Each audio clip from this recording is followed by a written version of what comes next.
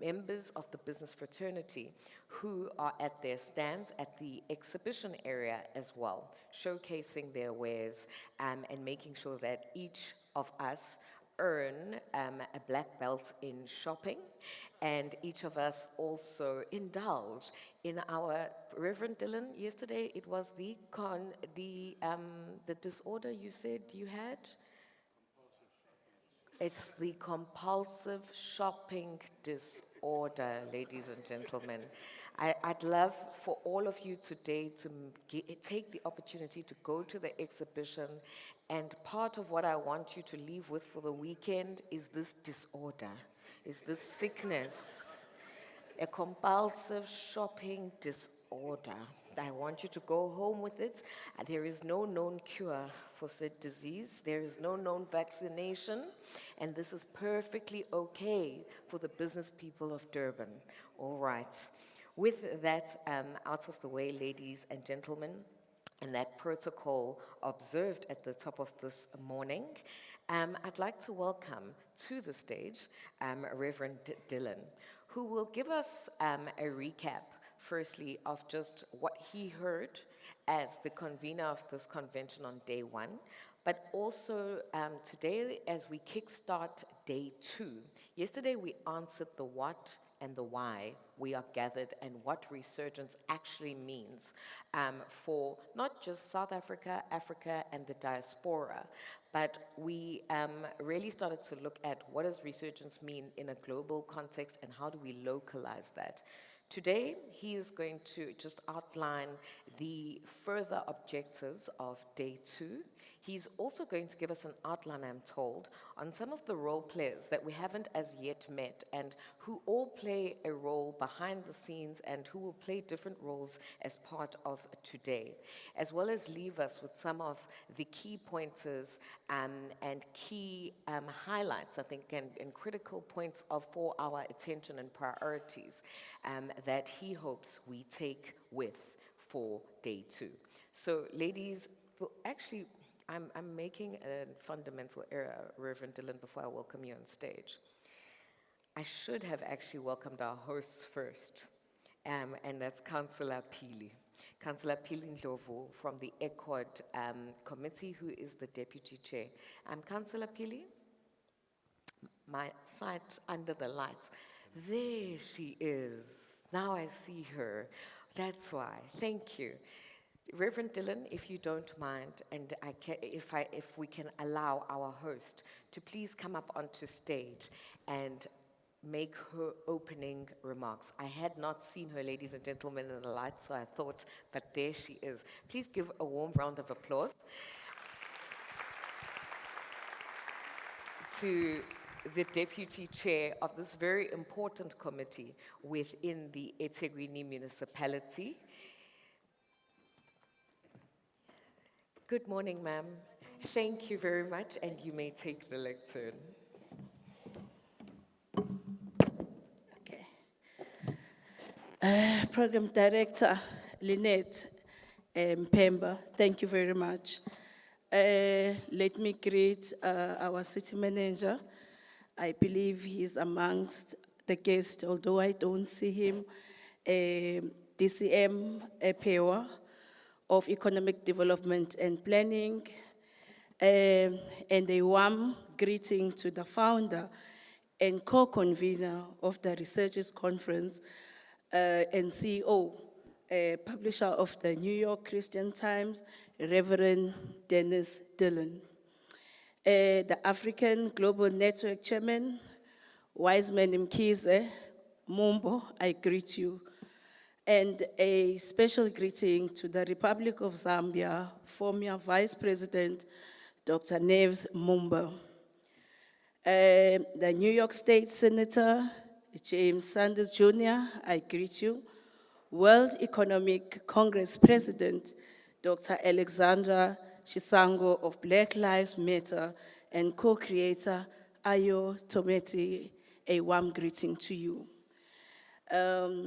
Advocate Tembelihle Mapipa, I greet you. Gagasi FM Managing Director, I believe you are amongst us. A warm greeting to you. Obviously, our visiting delegates, we greet you on behalf of eThekwini Municipality, all distinguished guests, members of the media, ladies and gentlemen, and if there's anyone that I've missed, all protocol observed. Ladies and gentlemen, I am pleased to welcome you and join you today on the second day of the Resurgence Conference engagement as we look at various ways to help us grow our local economy through sourcing wisdom, strategies, and building synergies. As the leaders of eThekwini Municipality, we want to express our gratitude to yesterday's speakers for sharing their expertise. Topics such as exploring innovative ways to integrate the African economics into the global market were some of the topics that I believe were engaged in yesterday, and they were discussed at length. And obviously, integrating African and global economics equity is crucial to unlock the city's competitiveness. We live in an interconnected world where innovative and progress thrive. Moving on, we are excited about today's deliberation. I'm particularly looking forward to the Sister Cities panel discussion, aimed at advancing investment and economic growth.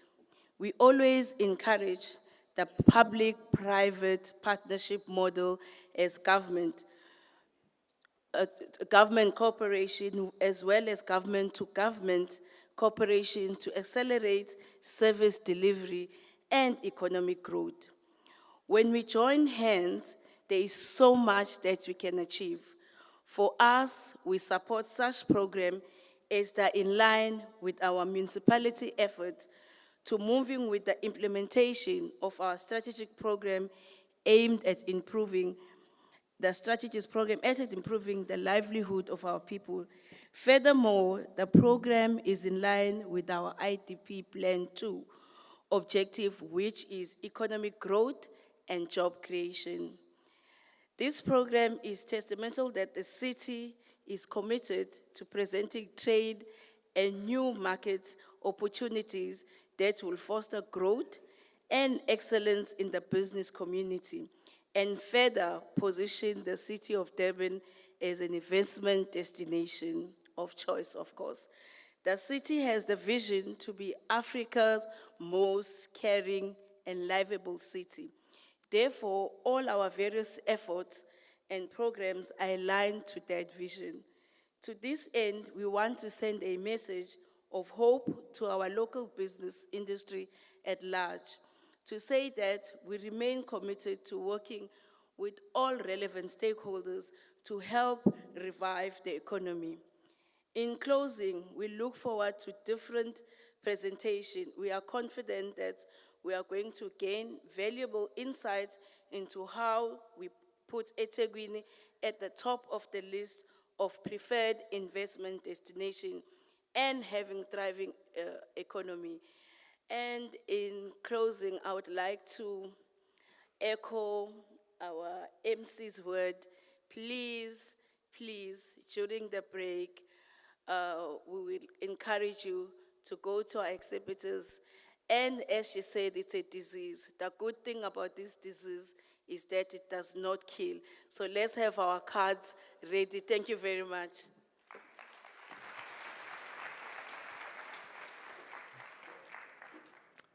Deputy Chair, if I can very, very kindly ask you, I know I can see a space right here. Please can we ask you to take a seat amongst the distinguished guests? Thank you. All right, ladies and gentlemen, I'm not going to repeat it, but thank you so much to the Deputy Chair of the ECOD Committee for her words of welcome to all of us this morning, and of course for joining us in the Mayor's stead. Reverend Dylan is already seated on the wings, and he is ready to go. So please give him another round of applause.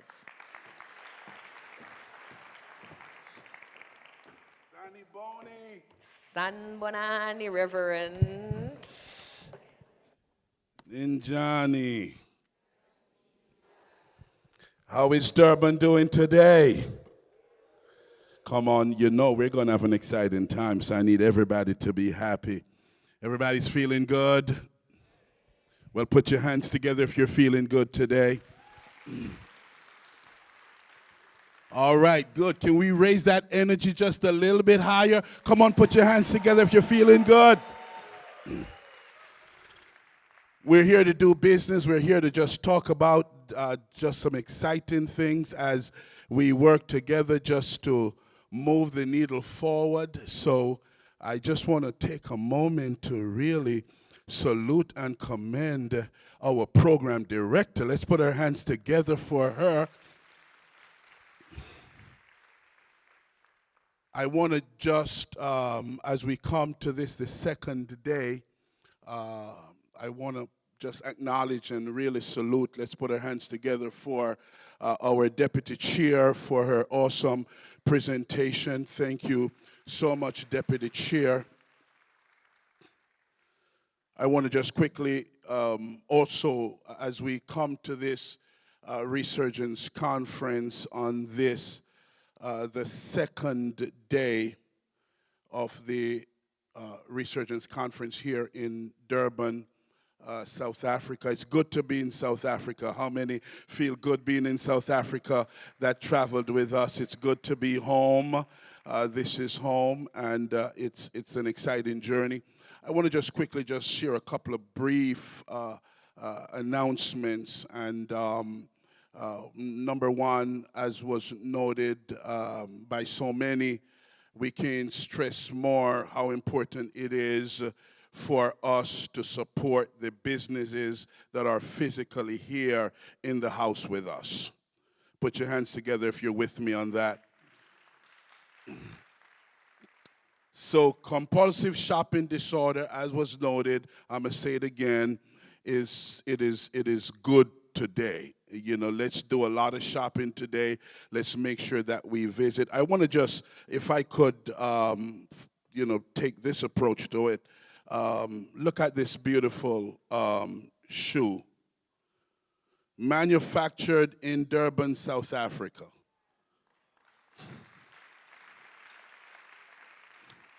This is the kind of stuff that we're literally talking about. This is my peer. Everybody, you got to go and buy your own. Go get your own. This is mine. But we've got these kinds of businesses that are right here with us today. I don't think this shirt is going to fit me. I'm going to have to go back and get my size. Suit up for life. Again, another product made in South Africa. I want to make sure we understand the agenda and why we're here. Again, I walked through the exhibit yesterday as we did, and that was one of the items that I saw that really caught my attention. Let me just, in perspective, very briefly for a couple of minutes, just say first and foremost that we truly thank God for this day, and we thank God that He has allowed us to be gathered. I don't know about you, but I'm happy and I know it, and all praise is due to Him. The Lord was allowed us to come together. Is it all right for us to praise the Lord a little bit? Is it all right for us to praise the Lord a little bit? So let me just add, on behalf of the Resurgence Conference, we're moving across the globe with this. In a couple of days, we will be in Maputo for another leg in this journey. But I just want to just take this moment to add our welcome coming from the U.S. side to everyone.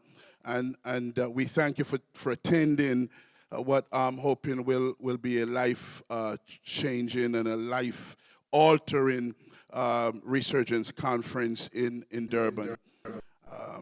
I'd like to also just take a moment right now to salute the mayor of our great resort city. Let's put our hands together for our brand new mayor, His Worship. We salute you in your absence, Mayor, and we thank you for just setting the tone for this and for what we're doing. And we certainly congratulate you on your appointment.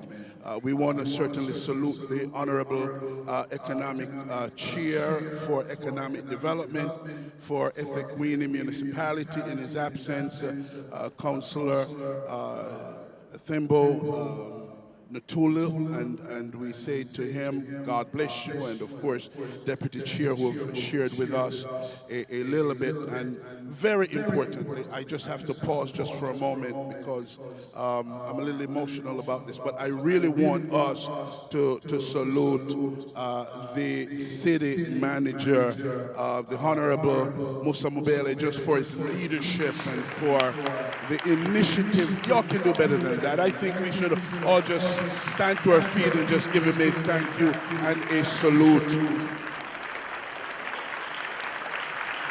Because this has to be, and this will be so much more than just a gathering in this room in Durban in this season. Thank you so much, City Manager, for your leadership. If I may pull from an extensive reservoir of scriptures that are not in the Bible, I would quote this that says, where there is a vision, the people prosper.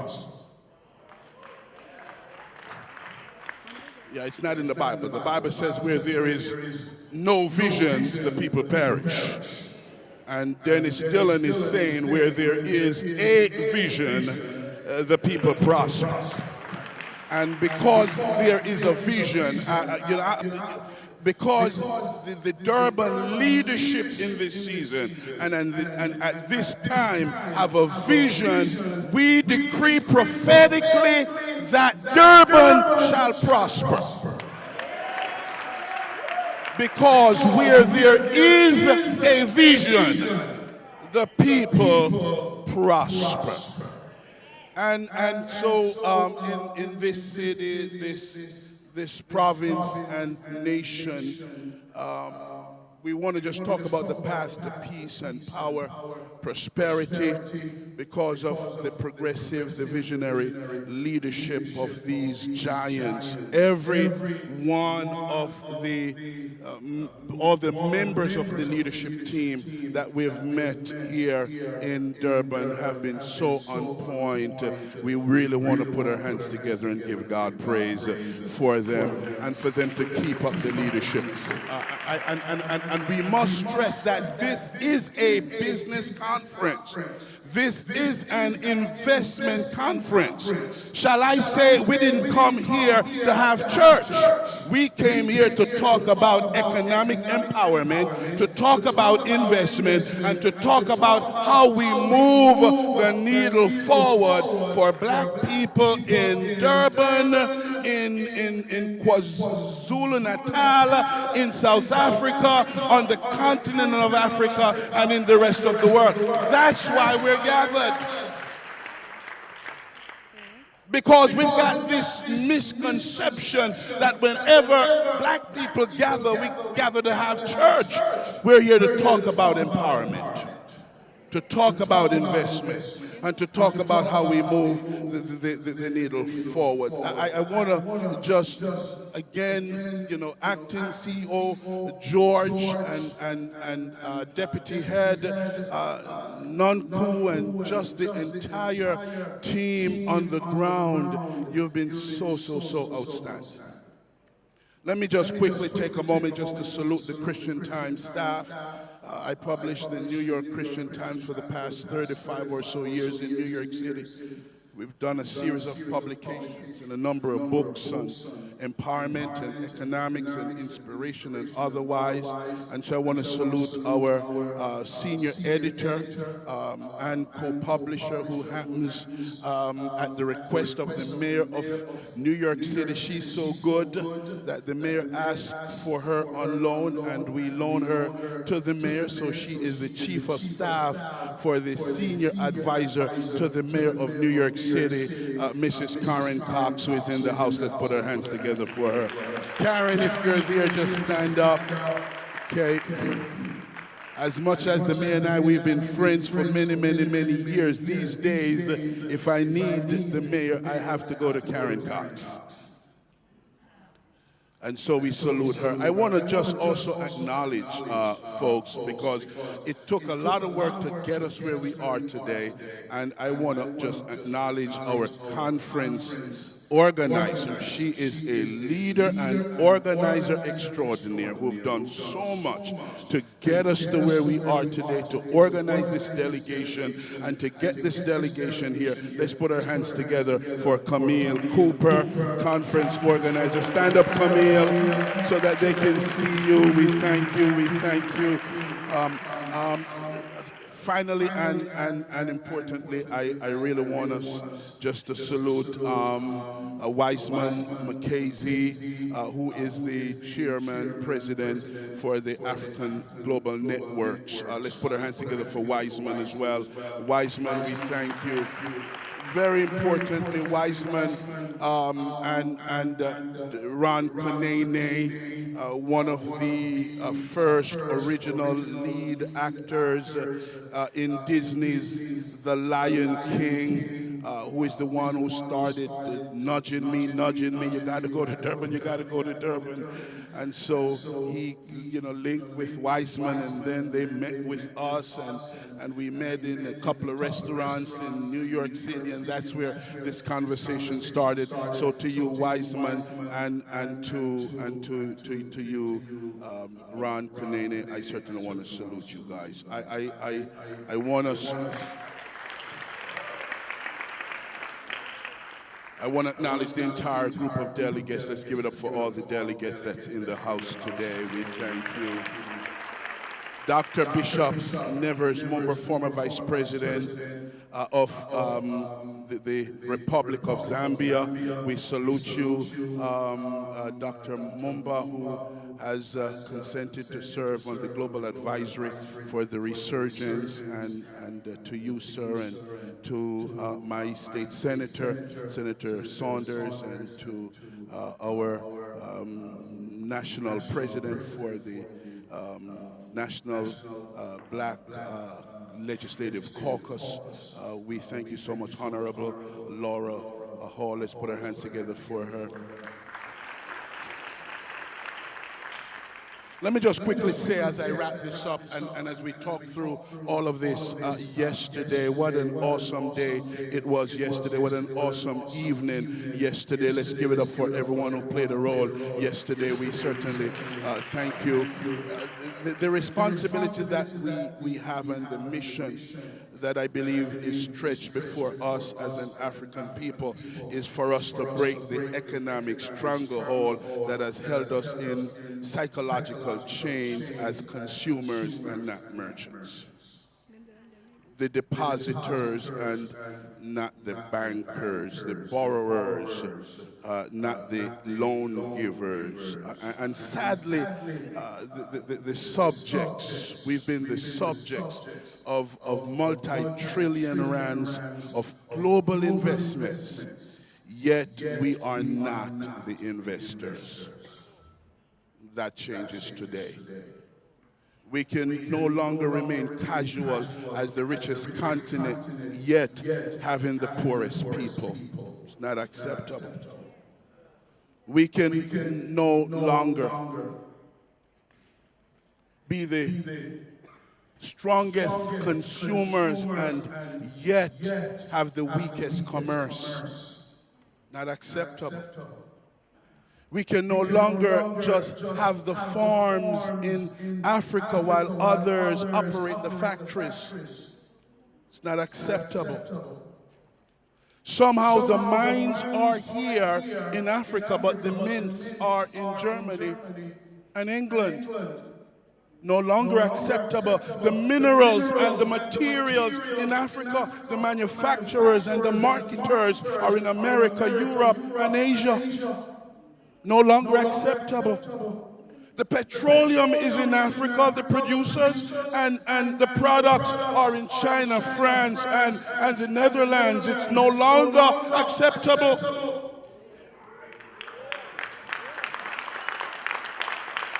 We are too vibrant a people. We're much too strong a people to sit back and do nothing.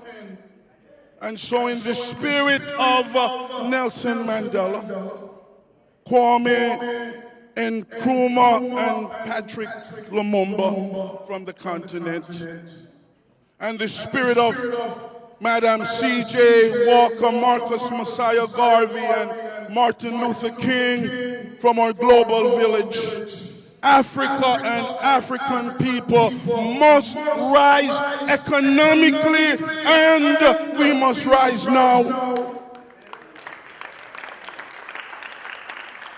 This gathering in Durban is about the opening of a new gateway for Africa's economic empowerment, with black Africans in the forefront of this renaissance. My brothers and sisters, your presence here in Durban is not an accident, but it's an orchestrated part of God's plan to ensure that there is now a global African economic renaissance. The black world. Approximately 1.7 million black people in the world today, with an estimated buying power of over $10.7 trillion. And let me just say, all of that is in this book. This is the manual for the Resurgence movement. Everybody should get a copy before you leave. Everybody should get a copy. The wealthiest nations in the world. The US number 1, Germany number 2, Canada number 3, UK number 4, France number 5, Italy number 6, Japan is number 7, and if blacks in America were a nation, we would have been the wealthiest, the 8th wealthiest nation in the world. That's a lot of power, and I must say to the delegates, that is the power that Africa needs. Can you begin to imagine if we harness that power and if we bring that power back home? Just think about that for a moment. Because with a per capita GDP of almost $40,000, African Americans would be the 8th wealthiest nation in the world, behind only 7 other top nations. Let me just give us a reverse perspective on this for a quick minute, and as I wrap this, and that is to say that Africa, everybody say Africa. Come on, say it with some passion. Say Africa has the lowest per capita of all the continents. Oh, you don't have to say that part. I'm just telling you. But it's okay.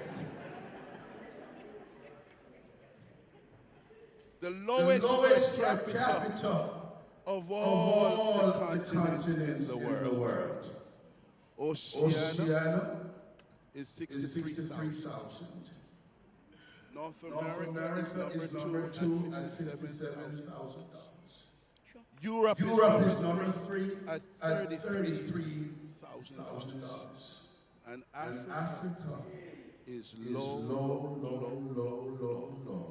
at only $4,733.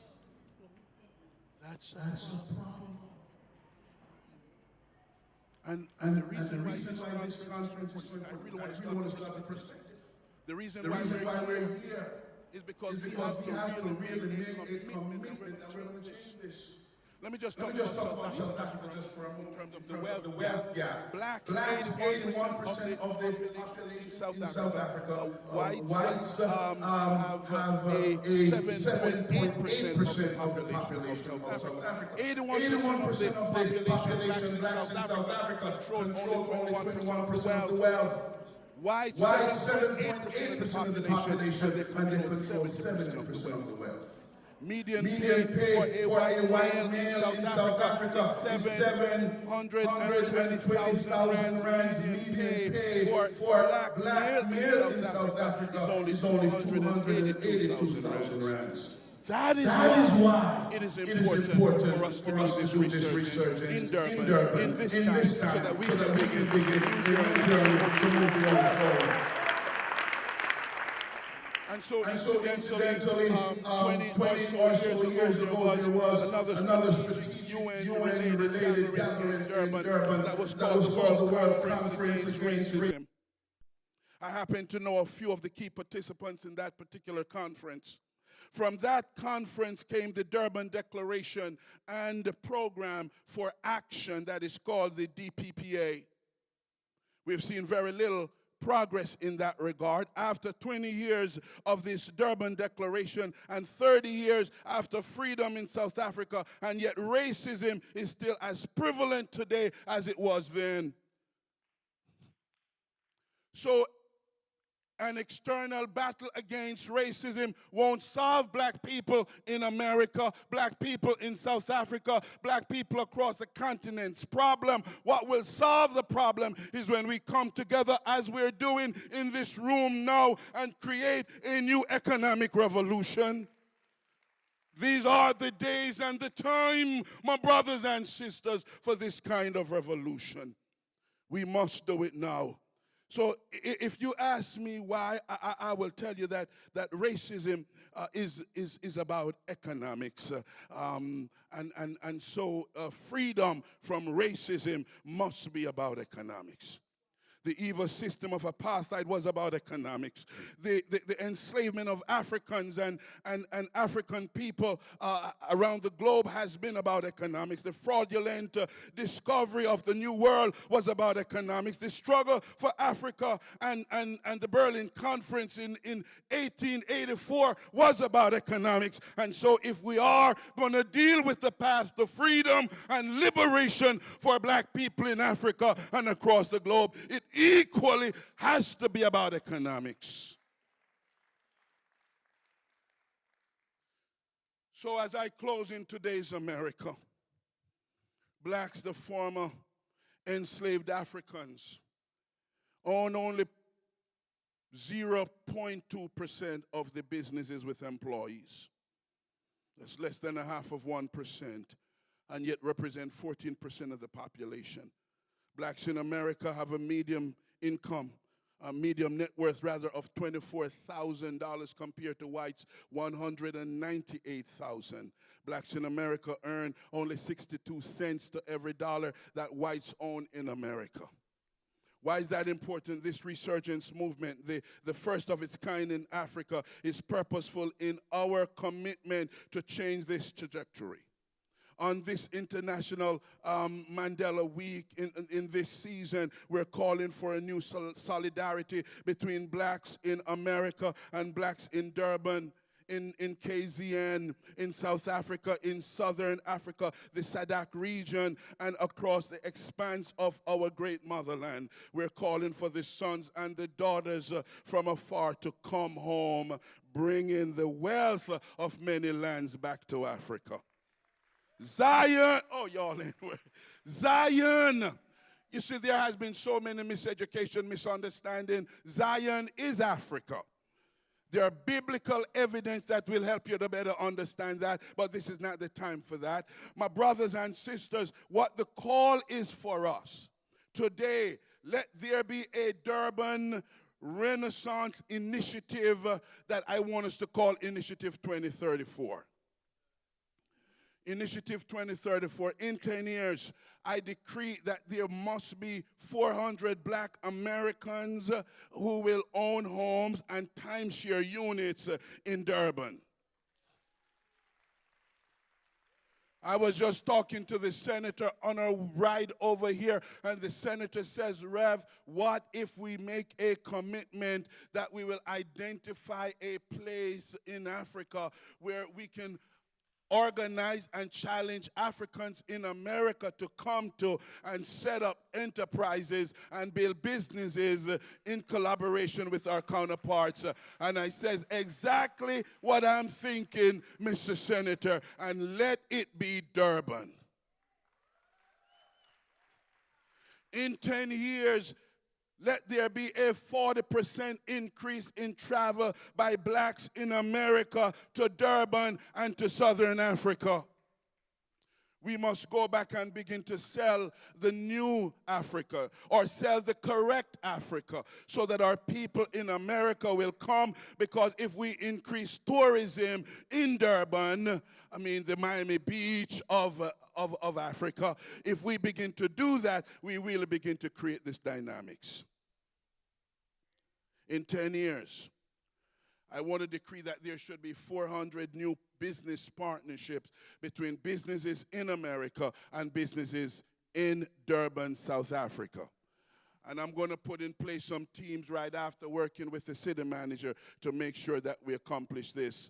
I decree, as I wrap up, 4 property development partnerships in 10 years with Durbanites and with Durban leadership.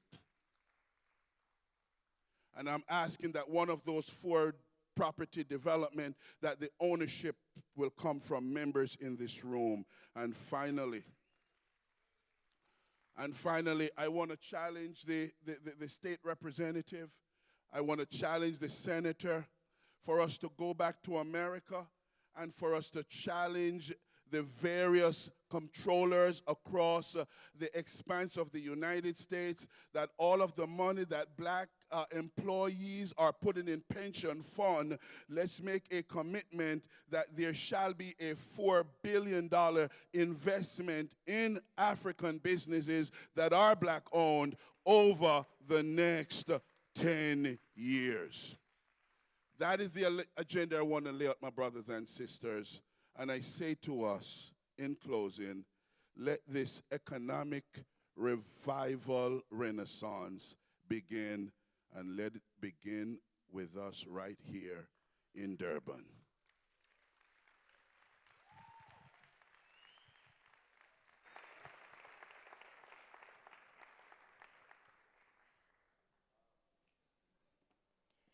Let the renaissance, let the resurgence begin with us right here in Durban. Reverend Dylan, thank you so much for just mapping out, some of the critical missions, but also some of the practical missions that we are here to not just think and talk about, but also that the needles we need to shift, really. I always say that, I often say at least, it doesn't exist unless it's written down. It doesn't count unless we can account for it. I love Excel, so it doesn't count unless we can account for it. And so when we hear these numbers and statistics, when we hear what needs to be done, when we also start to see a vision joined with the practicalities of the blocks, the moving pieces, and the numbers, that must come together, ladies and gentlemen. Find your place in that. Because like I said and opened yesterday, this is not government's business. This is not the Resurgence's business. This is not established businesses' business. This is all of our business. Shared value. So we've all got to participate. But participating also means that we've got to turn this incredible body of information and knowledge and policy and even architectural structures and systems that we find ourselves living in and amongst, and we've got to innovate. And we've got to begin to integrate, and we've got to find ways to work together, but we can start where each of us currently are. With that, ladies and gentlemen, I'm now going to invite to the stage my next 2 speakers, specifically Mr. Vivian Reddy, the chairman of the Edison Group, as well as Malcolm. I'm looking for Malcolm under the lights.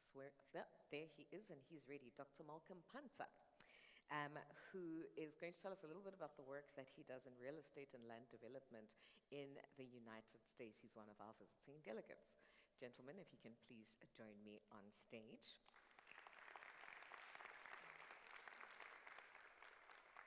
I am also looking for Ayo under the lights. Is Ayo here? Whereabouts? Oh, there is Ayo. Ayo, I'm going to invite you to the stage as we wrap up this initial set, so please be ready for that as well. All right, thank you so much. Welcome, gentlemen, and I'm going to ask you both to take my hot seats. To my technical desk, if I can just have one more microphone for Mr. Reddy, thank you very much. And then can you leave one microphone for me on the seat here, because I do have Ayo who will be joining our conversation. Thank you very much. So, ladies and gentlemen, often what we get accused of at conferences of this nature is that we talk, but afterwards we don't walk.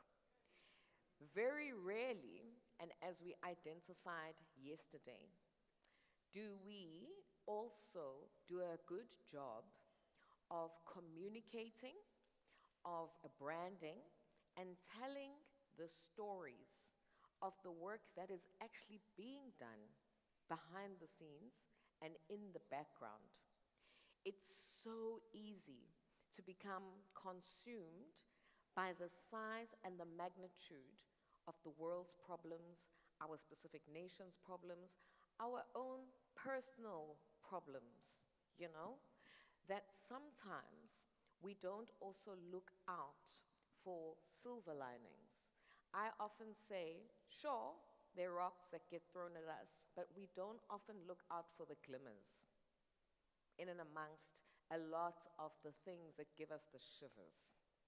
So we need to look out for the glimmers. So this conversation this morning, and I'm quite excited for it, is inviting these two esteemed gentlemen on stage because they participate and they invest in building the future that you and I speak about, in building environments. Yesterday we had a very lengthy conversation about building infrastructure and environments that create conducive spaces for us to work, to do business, to trade, to live well, as well, within the context of building cities, within the context of building countries, and within the context of building urban nodes where we will see economic participation and activity actually happen.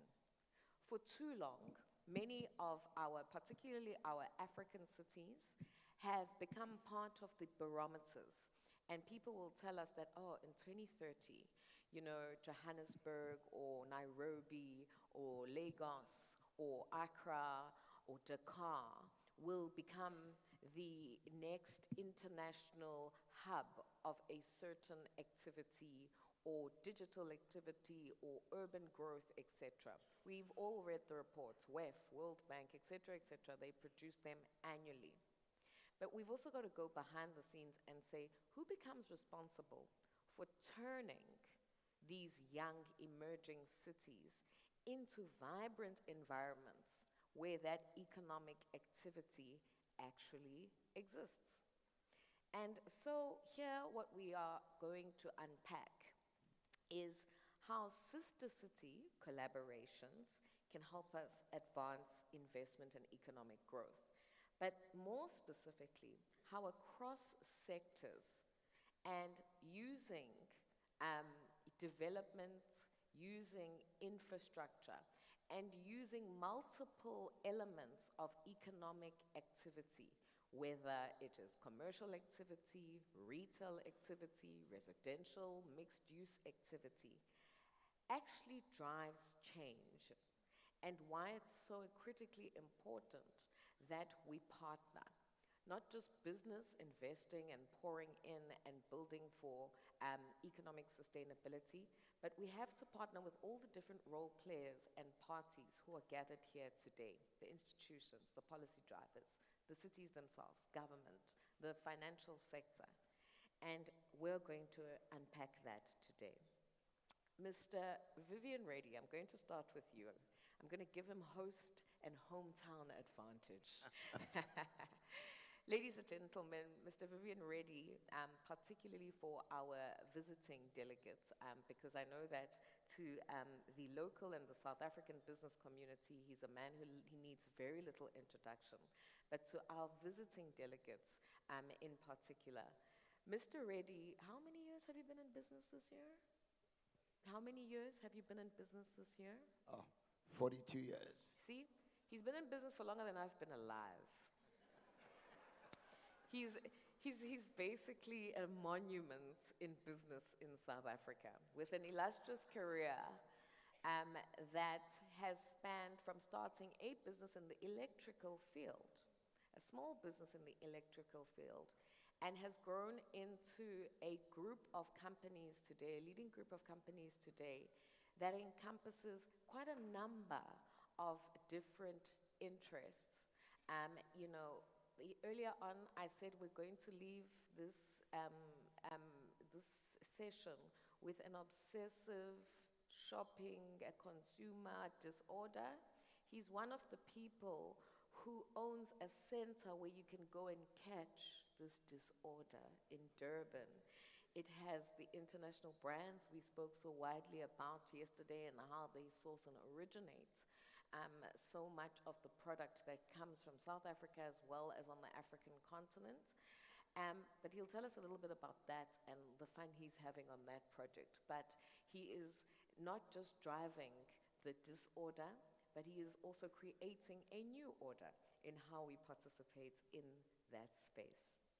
And with Hometown Advantage, Mr. Reddy, I'm going to ask you to give us a synopsis of the current infrastructure and the development landscape across the different sectors that you play in, using, you know, the examples of some of the work that you're currently busy with, and that gives the people, I think, in the room a picture of that there is activity. I think currently you are the only developer in Durban with a crane in the sky. A visual that is important in a developing country, but also a visual that disturbs me greatly because there's only one man with a crane in the sky right now in Durban. And we need to shift the needle. We should have multiple cranes in the sky if we're talking about growth.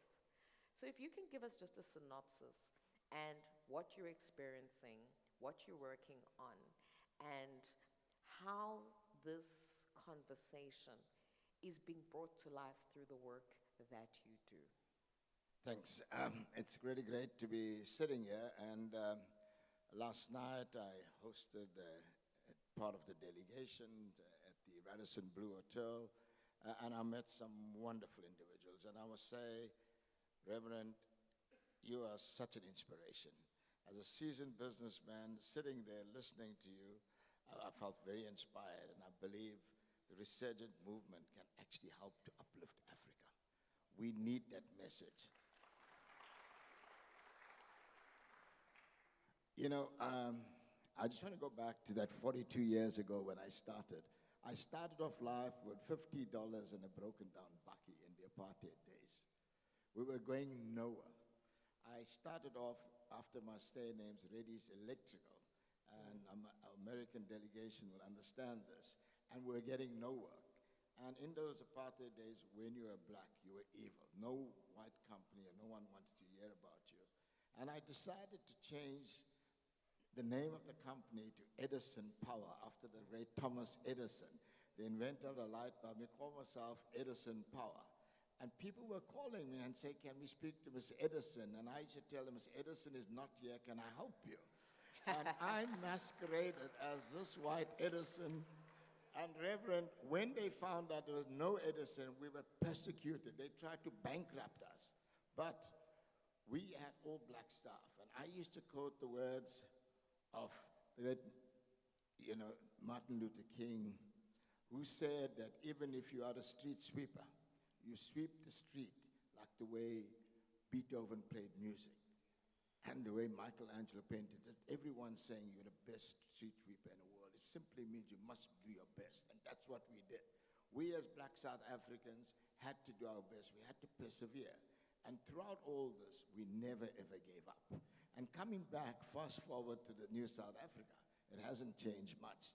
The white South Africans are still in charge of the economy, and as you gave those staggering figures. And I want to talk about this oceans development. It's the biggest mixed-use development here in South Africa. It's something like 2.8 million square meters. It consists of the Radisson Blue Hotel, an amazing shopping mall, and I tell you why I had to bring all the international brands there, and we're building a residence, and we're going to be doing the timeshare that I'm going to talk about. But I want to tell you why. A lot of people when we started the project, there were 400 objectors that didn't want this project to happen. It was a lot of difficulty. We had to overcome that. We had to remove thousands of truckloads of sand and move taxis, post offices. It took about 2 years to perfect the land, and eventually started. And then you had COVID, they were contracted, went to liquidation, but we never ever gave up. And people ask me, why did I build the Radisson Hotel right there in Umslangerocks? Because in the Radisson Hotel, I offered shares to working class black South Africans with a minimum of 2,000, maximum of 50,000 rands. And we created ownership of 30% to 23,000 working class South Africans. From the car guard, and it is so great, to see this great opportunity. We see people coming in there. And one of the reasons I developed the Radisson Blue Hotel, when I was a little boy in the Boy Scouts, about 14 years old, we went to Umslangerocks to camp on the beach outside the Beverly Hills Hotel. It's a beachfront hotel, and we were chased away. We went to get water from that place. We were chased away. And at one stage in my life, I served as a co-convener of the South African India CEO Forum. And the chairman on the other side of India was the gigantic industrialist Ratan Tata. And he told me a story that in India, when the British were in control, his grandfather tried to get into the Taj Mahal Hotel in Mumbai. And there was a sign saying there are no dogs and Indians allowed in their own country. And they bought the hotel. Construction creates jobs. And the multiplier factor is absolutely amazing. Even one single window that you install in a building, it creates jobs down the line, from the lumber plants, the forestries, the window, and it creates about 10 other jobs. And the Oceans project itself had to go through lots of phases. One of the things that I had to do to make sure we had no big international brand, and I choose the Radisson, a great brand, and that is why the hotel is so popular. And we got a major shopping mall called the Gateway. It's the second biggest in South Africa, only 4 minutes away from us. And how did I have to compete with them? And that's when I decided to bring all the international brands like Gucci, Dolce & Gabbana, Versace, and you name it. They're all in this mall, a beautiful mall. And we had to be different. We had to do something different to make this destination. But it wasn't easy. Bringing these international brands, you had COVID, and then we had the uprising, and to get people to come and invest, it was a hard sell. But people came, and when they saw this beautiful city, well-managed city, they decided, and I must thank the city manager and the city officials, because you help us as investors to make our dreams a reality. So the ocean development is a massive development. At the end, it's going to employ 6,000 jobs. Currently, we'll be employing about 16,000 jobs during construction. And it is, we're doing another job near my Savaya casino, around there, 300 apartments. And I want to come back to what Reverend Dillon mentioned, the timeshare. We've just launched last night the timeshare concept. The timeshare concept is a unique concept of giving people ownership. You can own a week of timeshare for your vacation and for a period of about 10 years, and you can exchange it anywhere in the world through RCI. And that is why we're hoping that our fellow American guests that are here, that you could come out, invest, look at the timeshare, trade it around the world. It's a trading currency, it's a profitable business, and from a small money, you could make a lot of money. And I will be interacting with a lot of you about that. And I believe it's one way we could start interacting with each other. But the story of Oceans is a major success story. It's the biggest black mixed-use development done by a South African black developer, and we will continue investing in this town because we got great confidence in the city management, and we got great confidence in the people of Durban. Thank you. Thank you so much, Vivian, for that really succinct overview. But I think what's most important for the people in the room to hear is that there's a value chain to these things. And I think a little bit later in one of the breakaway sessions, there's going to be a conversation about the power of value chains. And often we think just about your role and what we read, that Vivian's developing this multi-million rand development, and that's the headline we see, and then we think, let's exclude the rest of ourselves for opportunities of that nature because we can't possibly raise that type of funding. We can't possibly use available instruments, for participation like you have done. And these are all things that are out there, yet just through entering the supplier value chain, whether we provide the smallest little, knob, tissues, man, in the foyers and the toilets, flowers, it's all part of this value chain. And we grow, and from there, very much like Edison Group grew from Mr. Edison to who it is today. So I just want to add one more thing, is that this ocean development of ours achieved African involvement, female involvement of 78% during construction. Blacks benefited in value of 2.1 billion rands worth of work to subcontractors. And what I am particularly proud about, it's the only mall in South Africa where 50% of the tenants are black South Africans.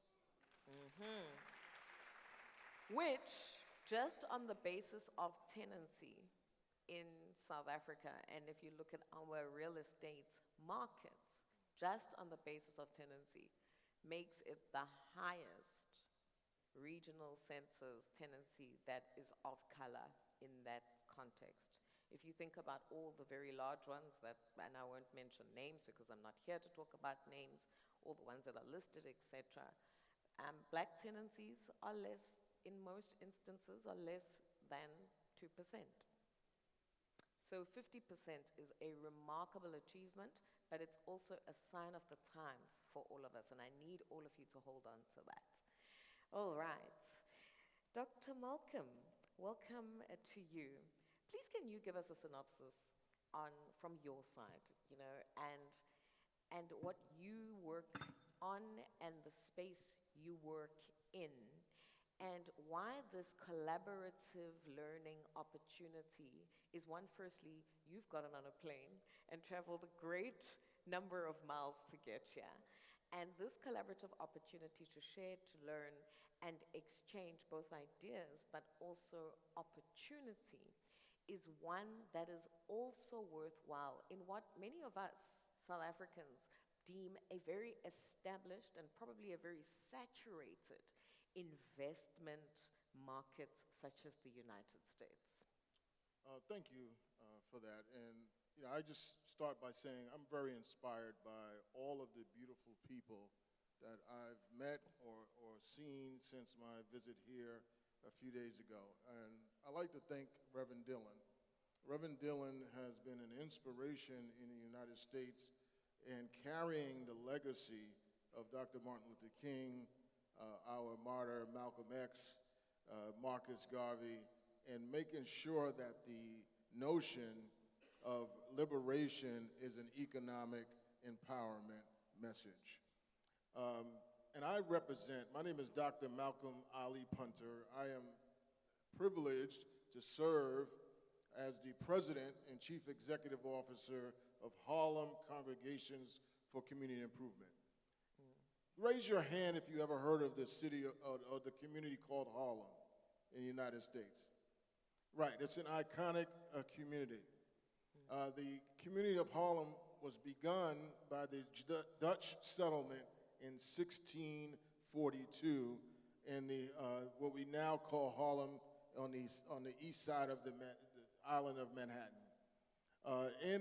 In the 1920s, the migration or the forced migration of black Americans, African Americans from the deep south in North America resulted in us relocating to cities like New York, Chicago, Los Angeles, and others. In Harlem, at the height of African American population growth in the 1930s, there was over 700,000 African Americans living in this very densely populated community called Harlem. Since 1930, that population has waned down to about 200,000 people. In 1940, you know, in America, there was still a lot of racism, just like in South Africa in terms of apartheid. It wasn't until the Civil Rights Act of 1964 that was spearheaded by Dr. Martin Luther King and signed into law by the then president that we did really get some sort of notion of economic or political power. But since then, our political power and our economic power has waned and ebbed and flowed. But I'm here to tell you that what is happening in the Harlem community, in New York City, in New York State, and all over the country in the United States is that there's a resurgence of black business and development opportunities all over the country.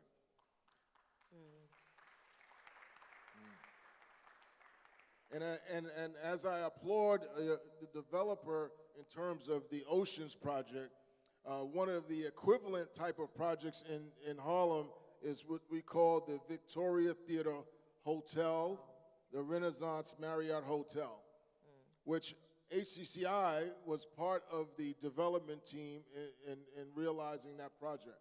That is a $200 million project that has created a 210-key hotel, as well as 190 units of mixed income affordable housing. So that's the core business of HCCI, really is the development of affordable housing, and HCCI consists of over 100 houses of worship, churches, mosques, synagogues, and temples, and all people of faith. And what that coalition has taught us is that we have to join together as a community if we're going to combat the economic decline or the economic subjugation of our community. And what we've done, and we were started in 1986, so imagine that in 1986 is almost 40 years now. So for 30 years, we've been concentrating solely on the Harlem and the New York City area. But the last 10 years, under my tenure, we've been expanding all over the United States, as well as we're looking to provide opportunities on the continent of Africa and the Caribbean. We've invested over $1 billion in redevelopment of the housing stock in the Harlem community. And there's a concept in United States law in terms of real estate. It's called having a fee interest.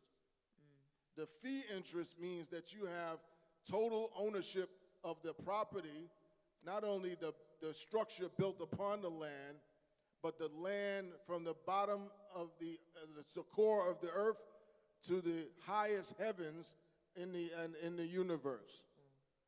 So what we're doing is we're creating home owners in the Harlem community. We've been able to produce 3,500 new homeowners through our first-time homebuyer program. This will we are able to provide education on financial literacy, but we're also helping people buy their first home. Home prices in the United States are $400,000 to $800,000.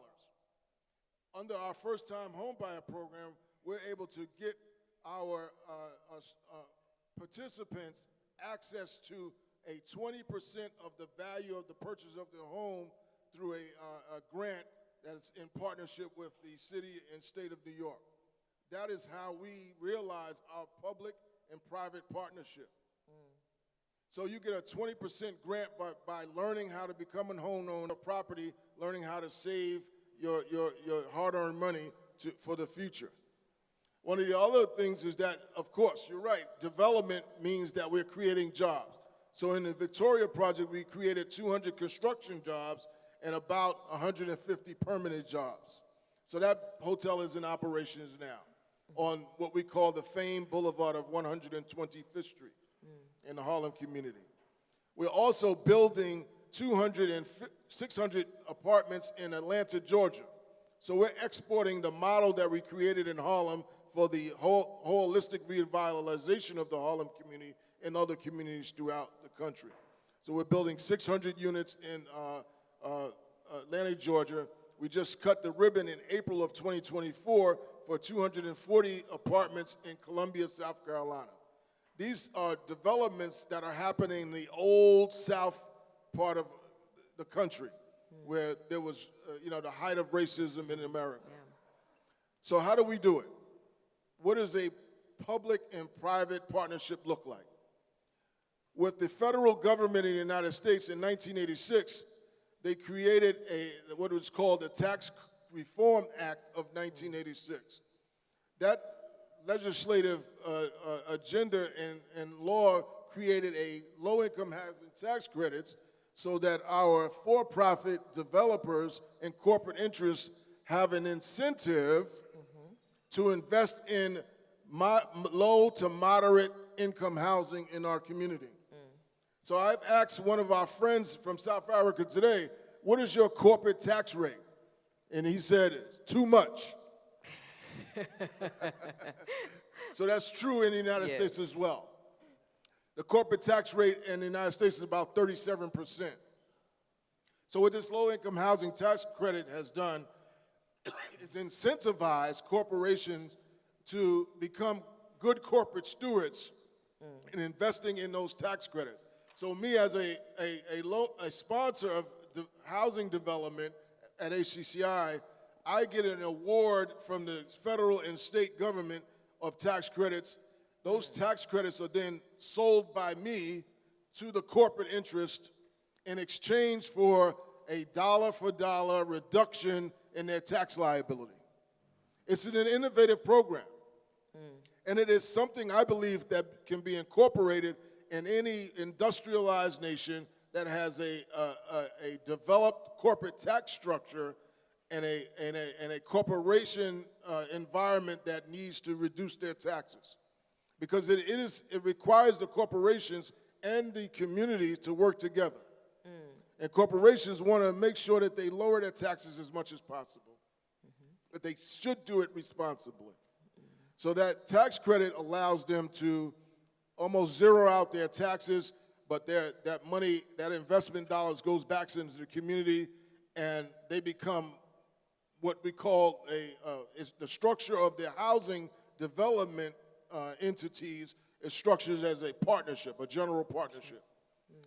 What the corporate tax interests become is a limited partner, so they get to supervise the sponsor while we do the development and operations in accordance to the tax code requirement. We call it a compliance period.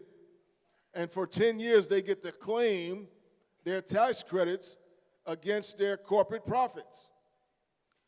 The sponsor, like HCCI or any nonprofit or for-profit organization that becomes the sponsor, gets to act as the general partner, and they then at the end of the compliance period, those regulations burn off, right? The restrictions burn off, and the corporation gets to exit the partnership, and the community gets to own the property outright in a fee simple, absolute form.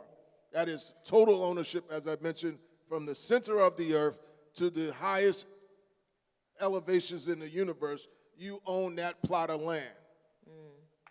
Nobody's lending you land. You're not leveraging it against, some future idea. You get to own it. We have to create ownership as a driver to wealth building in America, and we want to do that as well anywhere in the world that people would accept that concept. So we've been able to develop, again, over 5,000 units of housing. A significant amount of that is home ownership. We've invested over $1 billion from a small community-based organization originated in Harlem that was sponsored by our houses of worship. And I'm here to tell you that, we are happy to be here convening with you and sharing some of our experiences. And as an economic driver, housing is not just it. We develop housing, we sponsor small businesses, and we create merchants associations that thrive now. Many of them, such as the Greater Harlem Chamber of Commerce, led by one of our leaders in the community, Lloyd Williams, have been thriving in the Harlem community for over 150 years. We're grateful to be here. And as Malcolm X said when he visited Nigeria at the University of Abadan, and they gave him the name Omawali, he said that, forgive me for mispronouncing the name Omawali, because I've been denied speaking my original language for over 400 years. So forgive us if we don't speak clearly the Zulu language. Don't worry, Malcolm, we'll teach you the Zulu language, siyabonga, which seems to say thank you. Ladies and gentlemen, I'm so happy this segment has been called a case study. As I'm sitting up here and they are both speaking, I'm furiously making notes. Furiously making notes because there's so much that we've learned, I think, from both sides of the equator. But it also now begs a few questions, and I'm just going to ask the both of you. I love the model you shared, Malcolm. Vivian, what you've also created in growing a business is also a very important example that we have. And we are also getting the example from both of you, just how important small beginnings are. That it doesn't come together at the pinnacle points of global, domination in a space in an overnight sense, considering you've been working at it for 42 years, you've been working at it for 38 years if it's been from 1986. So small beginnings are critically important, but also what I'm getting from all of you is that the importance here is also joining very specific dots and role players. For me, I heard that immediately there is a need for partnership to come through policy. There needs to be, do we have a representative from SARS? Because I suddenly needed them in the room here today to hear about the type of incentives and rebates that have been activated through amendments to the American taxing system, and that enable business to participate as a shared value partner as opposed to just a critical driver of revenue to make sure that basic services exist. I think we'd be all far more amenable to paying our taxes if the public good of our taxes was also something I was experiencing every time I drove into Imlazi, where it was home to me.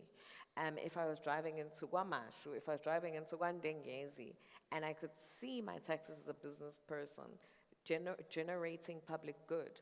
But more than that, I could also see my taxes creating livelihoods. you know, through people who are now employed, not just at development phase, but in what the end product is. And as they create livelihoods, they frequent all of the businesses that we have created. They then want to buy products for their families. They want to make sure their children are exposed to certain things. Education flourishes, so many other things. And at the heart of small beginnings as well is starting with community in mind. Often I think it's the commercial imperative, the corporate imperative, the business imperative that typically jumps and dominates us to the front. But why are we doing this? To serve, and to serve community. Now, this begs the question on the case studies that you have given us in the spaces that you've been able to occupy.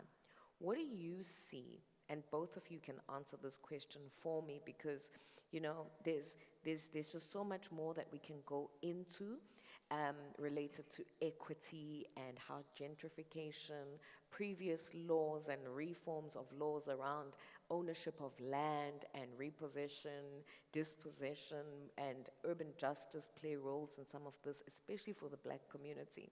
But what do you see now as the next frontier to create opportunities for replication of some of the models that you have developed? Where do you see there's the opportunity and some of the lower hanging fruits in terms of inviting everybody who's here? And it's wonderful as well, ladies and gentlemen, we're not just here, but this whole session is being streamed right now on the internet, on Facebook, on YouTube. So we have an audience that's watching this now as well. Where do you also see the opportunity for people who are saying, wow, I love this shared value model. Where else can I come into this value chain? How do we replicate this magic? How do we, and what are the opportunities to do that, and who do we urgently need to bring to the table to accelerate it? Because you've had 30, 40 years in the game, and you're still sweating at it. But the future is also now, and we need people to help us accelerate that. I'd love to hear your thoughts on that. You know, I think that the United States uniquely has a federal system, and you know, the concept of states having its own jurisdiction, own sovereignty, you know, creates a nuance to any discussion in terms of how do you replicate concepts and initiatives.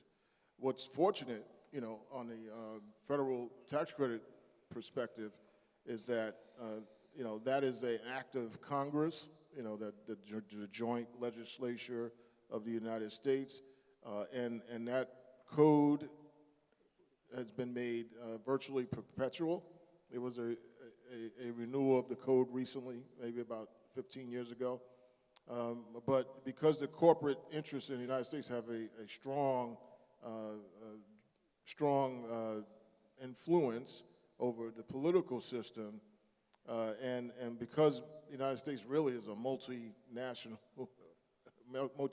company in a sense, because everything is exported. When I went to the loo or to the bathroom, I saw a Kimberly-Clark company based right in New Jersey in the United States.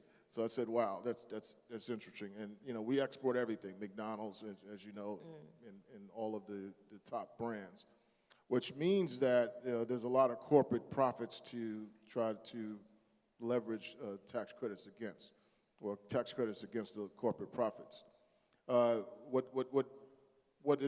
While there's a diversity in the 50 states in terms of jurisdiction, there's really a common thread. You know, the laws are virtually uniform, even though there's some variation. So if I were able to do a project in New York, it's very likely that I could do it in the state of Georgia, for example, or the state of Alabama, where our legislature representative is from. The only thing would be, you know, the culture, the local culture, right?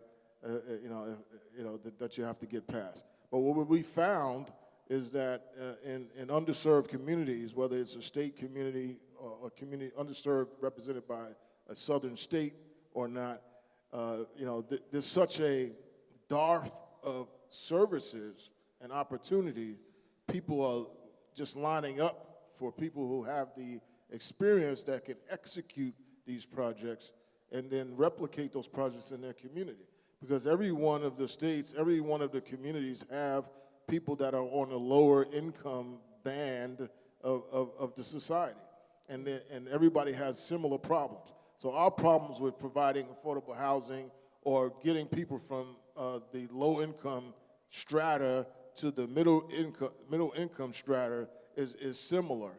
Right? So when we were on a tour bus going to the township, the tour bus operator or presenter was very skillful in explaining the social structure of South Africa. And he kind of, as we were moving along the highway, he was telling us how, our geographical location at the time kind of represented the social, stratification in South Africa. So, the resort part, really represents the higher wealth and higher income folks. And then you have the working class, and then in the suburbs, and then, in the townships were really reserved for the low income.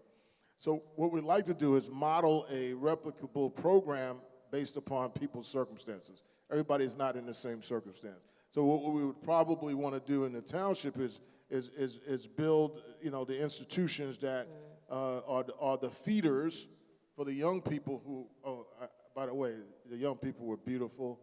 They were very vibrant, and it's not surprising that Africa has a median income of 16 years or lower, which means that there's a lot of potential, and people should invest in those young people. I would like to see infrastructure built in the townships that are representative not of the majority culture that might be on the coastline, but the unique cultural elements of the people that live in the community. So what that development has to do is be developed by the people, for the people, in their circumstances. So that means that we need to modernize their housing. We need to we need to connect them to the clean drinking water and clean sewer systems. All of that is jobs and opportunities that can drive this economy, for example, just like the rural economy in the United States, because it's the same stratification for the next 100 years.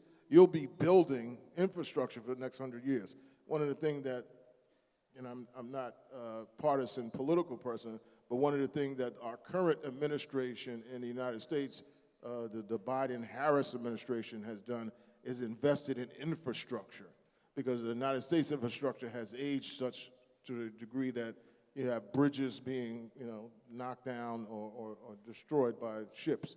So that investment has caused a lot of infrastructure development to happen. What I would, on a novice person, being exposed to your community in South Africa, we need to do some infrastructure improvement in the townships.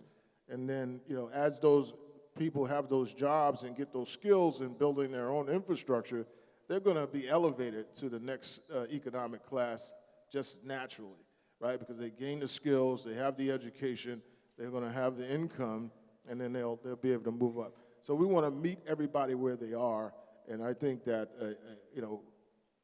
I would never try to tell you how to do it in your community, but whatever way you can do it that is similar to what other Africans in other countries have experienced, particularly diaspora, you should try to apply that with your own cultural competency based on your situation. Thank you so much for those points as well.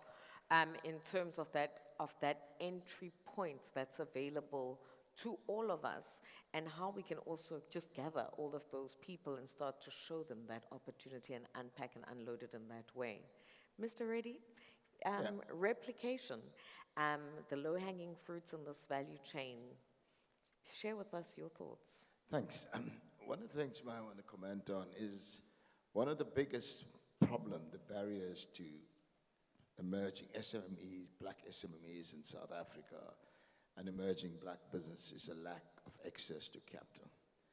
traditional South African banks do not support black business. That's it, period.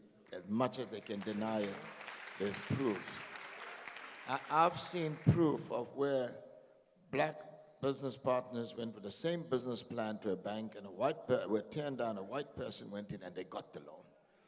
That is why we need a black-owned bank in South Africa.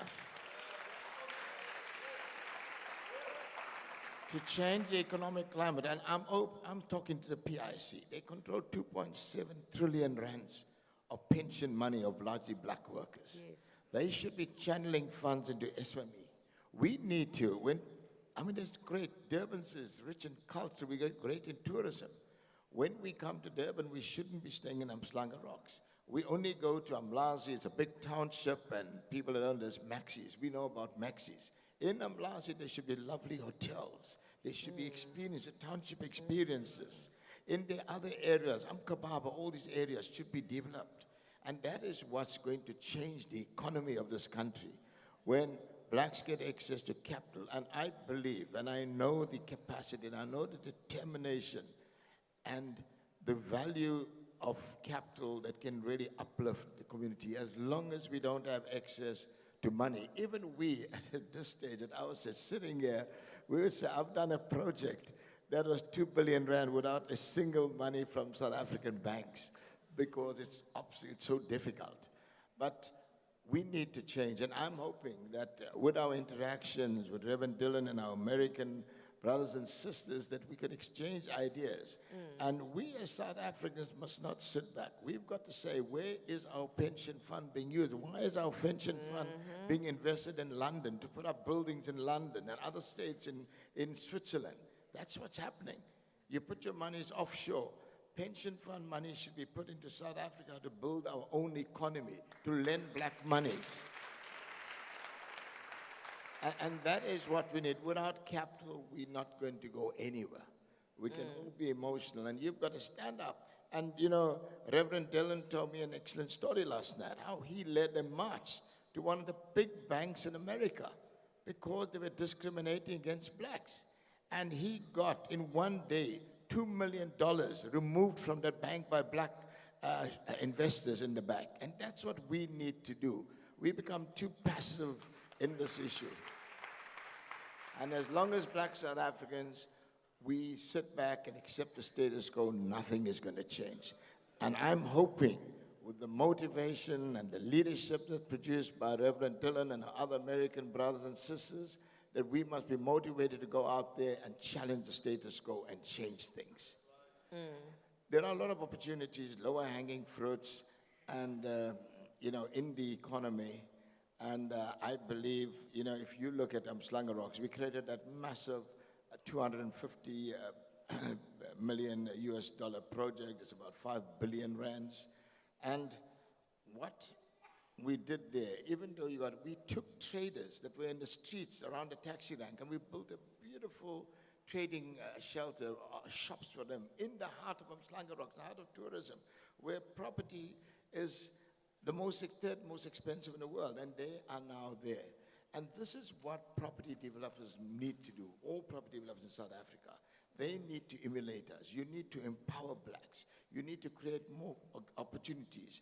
Subcontracting, Reverend Dillon, this is the most strangest thing in South Africa. You'll go to Sandton, all Cape Town, all the big boards, you'll see a big board of professionals, who's designing, who's building it. You'll never find a black architect, engineer, quantity surveyor in there, or contractor.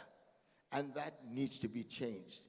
And there's a lot needs to be changed in South Africa, because if we do not experience people, I'll give you an experience. Radisson Blue that I own. We were told by Radisson, I told them I want a black general manager, and they told us there was no one qualified enough there to come to the rank as a flagship. And we brought down, I insisted, they put someone that had 2 more steps to climb. I've met him last night, and he's one of the best managers, black managers, in the entire Radisson group in Africa. If we do not force promotion, if we do not stand up and say, let's give people an opportunity, nothing will change this country. And it's all about grasping opportunities. You got to go out there and look. If you sit back, it's not going to come to you. You got to be like an eagle. You got to swoop around looking for opportunities. Go out there and grasp them. And remember, as South Africans, you are on your own, and you got to be the architect of your future.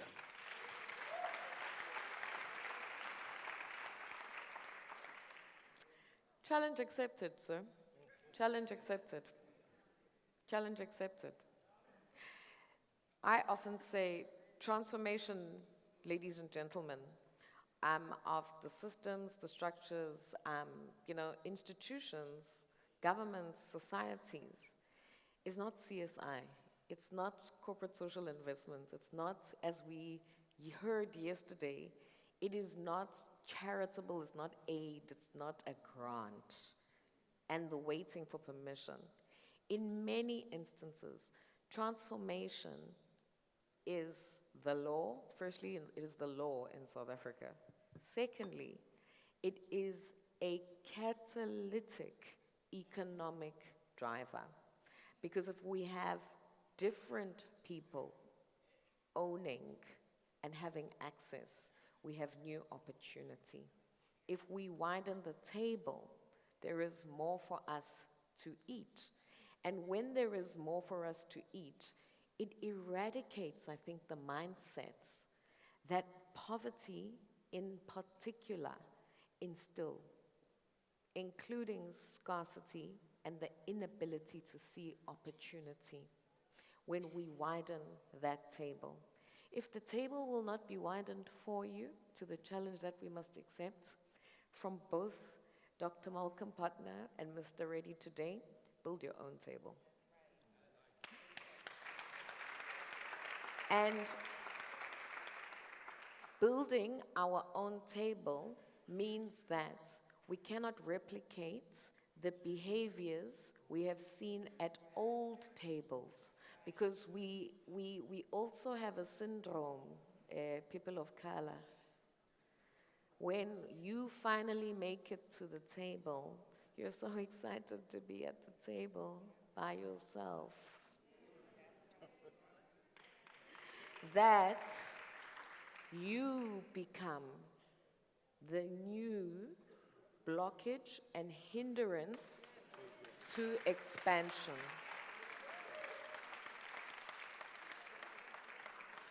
You begin to think it is grace, it is your favor, it is your opportunity, it is your moment to shine. We don't take that away for 2 seconds from you. But you come to that table, particularly because of the systemic and the structural disadvantages that we also step up from, with literally the weight of your ancestors on your back, as well as the responsibility to build a future that includes you and people like you. We had a very interesting conversation to our panel guests yesterday about the use of power. We had a very interesting conversation in opener yesterday about the use of power. Power, ladies and gentlemen, is not the title, because we can wake up today. The same people who clap and put you there today are the same people who by tonight can remove the bodyguards, the title, the office, it's gone. Right? The prestige, the ego that comes with the power is dizzying. It in fact will leave you in a consistent dizzying stupor. Power, though, is about yielding, as these two gentlemen have shown us today. Yielding and finding the instruments, whether it's financial instruments, financial institutions, instruments, policy, partners, community, right? And power is about your ability to harness those instruments and put them on the table and instruct, delegate, manage, project manage, and decide that the instruments will be used. decide that they will be used. We had a further conversation about the role of will yesterday. If they are not willing, build a table.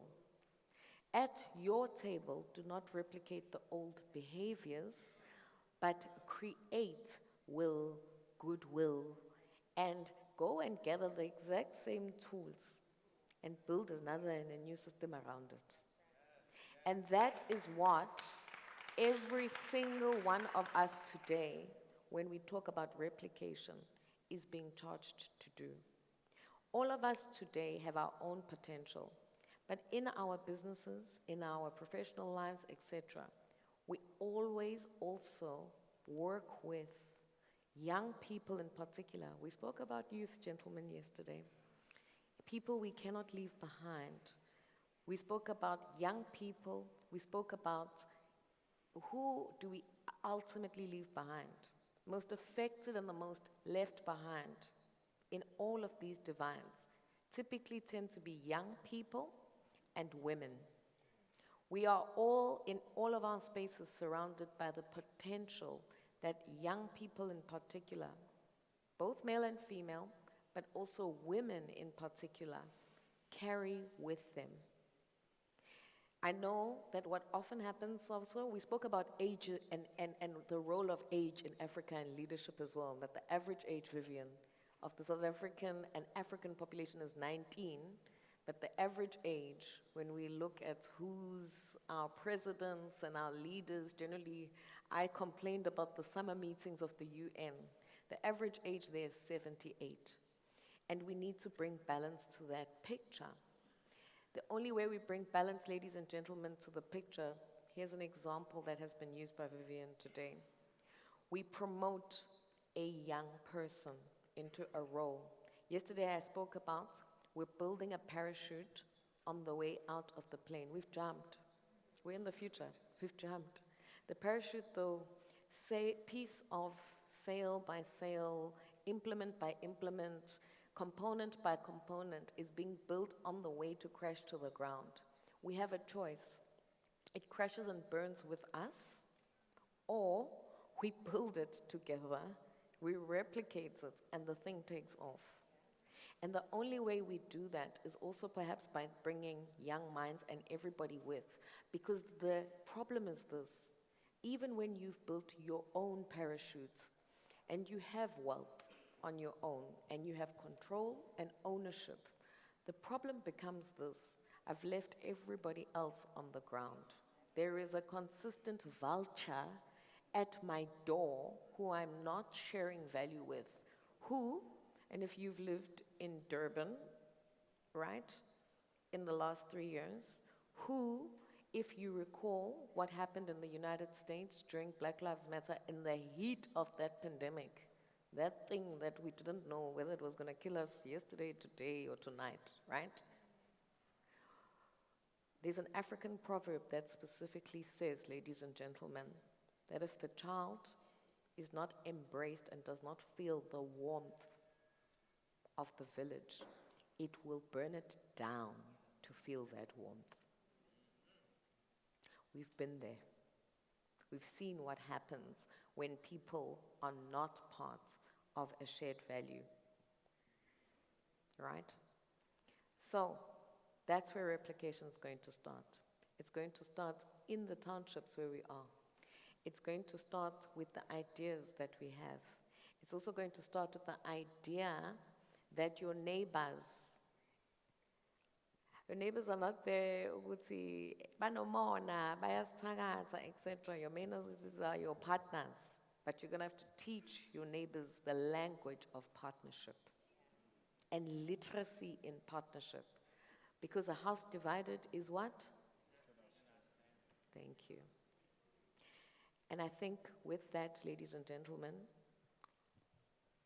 Vivian, you look like you're ready to give me a point. I wanted to make a comment before you round Yes. up. I just want to say one of the things you raised here today was the issue of the average age and the age of leaders. And I want to share this story with you when President Bill Clinton and the former President of Nigeria, President Obasanjo, and we had a discussion in New York and on stage I served on President Bill Clinton's Global Initiative. And we said, and I discussed it with the Deputy President of Zambia this morning, that for Africa to change, to really change, right now, businesses in Africa need to sponsor a school of leadership where in each country we identify 10 possible youngsters can be future presidents and groom them for 10 years to become future presidents. And that's what will change. There we go. Malcolm, a closing Yeah, point and I from think, the banking system has a responsibility. You don't serve them, they kind of supposed to serve you. If they're taking your money and put it in as deposits, and then investing your money, they should give back to the community. In the United States, there's a law called the Community Reinvestment Act, where the United States, the community had to force the banks. They didn't do it voluntarily because they were responsible corporate citizens. We had to force the banks to reinvest in the communities that they take deposits from. That's how we reversed the effects, or began to try to reverse the effects of what we call redlining and blacklisting. So redlining is where the banks used to take a map, just say Harlem, for example. They would take a map and take their red pen, I know there's some teachers in the room, and they would circle the communities that they would not invest in.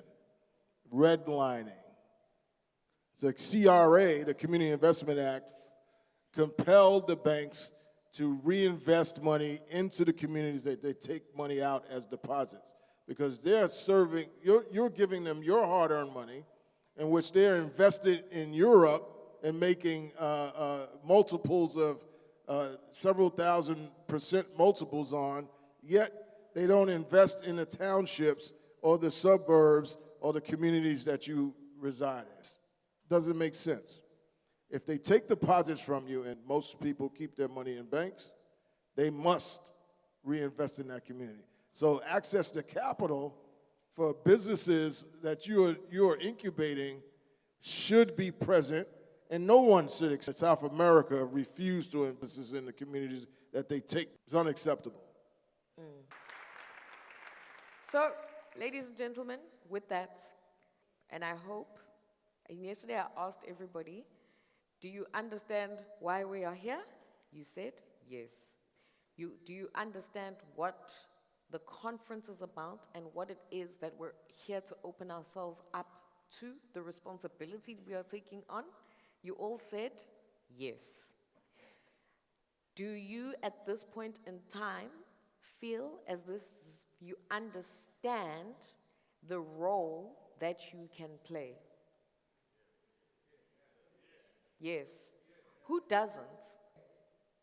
Because it's okay to say that too, so that we can make sure we achieve that for you during the streams later today. No, right? Okay, 1 or 2 hands. I've seen you. And thank you for that. Because that's also important. Because we can't afford to leave anybody behind.